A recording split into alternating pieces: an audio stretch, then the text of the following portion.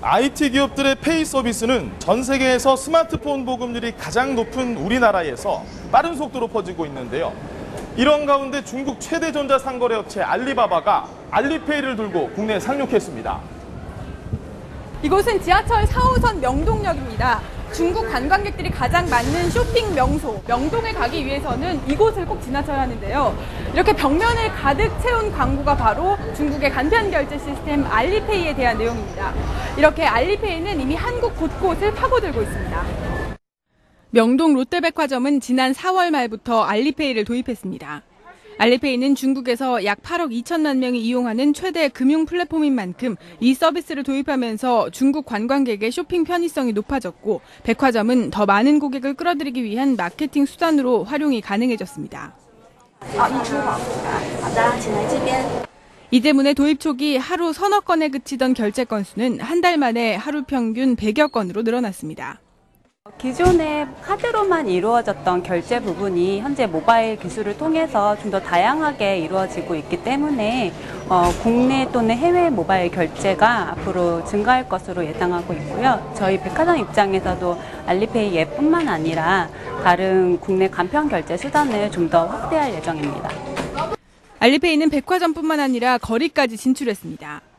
편의점에서도 음료수 같은 상품을 휴대폰으로 결제할 수 있습니다. 我为了工作常常来韩国，那时候我一直要换钱，而且要带去现金，这个太麻烦，而且结账的时候也有很多零钱，这个也很重，但是可以用支付宝，这个韩国便利店也可以用，这个非常方便，而且是一次用可以结账，这个也很方便。 중국 관광객 입장에서는 원화로 환전하는 것보다 알리페이에 수수료를 내는 것이 더 싸기 때문에 앞으로 간편결제 앱의 사용은 더 늘어날 것으로 보입니다. 알리페이나 텐페이 같은 결제 시스템의 등장으로 기존 금융의 기능은 축소되고 있습니다. 실제로 알리페이 등장 이후 명동 환전소가 지난 2013년 32개에서 올해 19개로 절반 가까이 줄었습니다. 알리페이를 통해서 송금하는 게 생기기 시작했어요. 알리페이를 통해서 중국에 송금하고 이러면은 그게 사실은 은행의 사업이라는 거죠. 지급 결제는 사실은 카드하고 바로 맞물려서 경쟁을 하게 되거든요. 그 카드 시장하고 송금 시장하고 굉장히 빨리 변하면서 재편성이 돼요. 실제로 알리페이의 예치금으로 운용되는 머니마켓 펀드 위오바오는 출시 1년 만에 가입자 1억 명, 수탁고 100조 원을 돌파했습니다.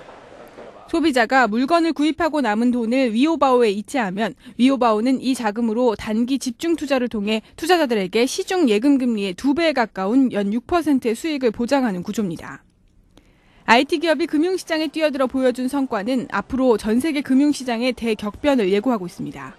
지금은 지급 결제에 뛰어들고 있지만 사실은 이 사람들이 은행의 금융업에 도전을 하고 있는 거예요. 그래서 지금 기존의 은행은 굉장히 많이 잠식을 당할 거고요. 감히 단언하면은 이제 짧으면 5년이고 길면 10년입니다. 우리나라도 최근 인터넷 은행 설립이 가능해지면서 IT 기업끼리의 경쟁뿐만 아니라 기존 금융업과 IT 기업 간의 경쟁도 아주 치열할 것으로 보입니다. 여기서 살아남기 위해서는 특화 상품을 개발하는 등 전문 분야를 개척하려는 새로운 전략이 필요한데요. 정부의 적절한 제도 마련과 특히 가장 민감한 보안 문제에 철저한 대비가 필요해 보입니다. 이 내용은 문성필 기자가 전해드립니다.